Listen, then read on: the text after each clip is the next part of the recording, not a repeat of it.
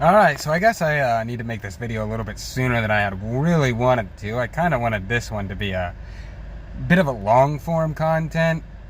Kinda, sorta, with a little bit of editing, but maybe later. Anyways, I'm going to be talking about exactly how the Soviets actually contributed to the end of the Pacific Theater War. See, a lot of people think it was due to the military invasion of North Manchuria, and it really wasn't. It had very little effect on the Japanese at the time, because the Japanese were a lot more concerned with the much more real and much more capable of actually reaching them threat of the United States Navy and the British. And they were a lot more concerned throughout the entire war with the Chinese forces under Chiang Kai-shek than they ever were with Russia. Yeah, they had some border skirmishes in the 1930s, but that has no factor on the war. It literally has no factor. The Chinese, however, they have a huge factor in the war. If anybody besides America contributed about as much militarily as America, it's China, specifically under Chiang Kai-shek. The Chinese under Mao did not do nearly as much as Chiang Kai-shek. They mostly hid in the mountains like the cowards that they are.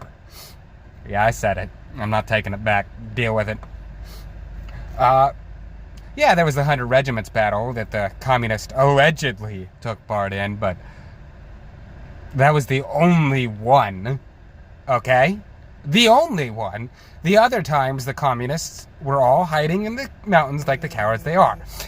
Furthermore, when the Soviets declared war on Japan, that was the real kicker for Japan's surrender. Because they didn't really care about the military intervention. They cared a lot more about the fact that, hey, we can't use the Soviets as mediators anymore for negotiations to try to get what we want, which was just to keep the emperor on the throne and in power. Just charge their own war criminals, not being occupied, all that sort of shit.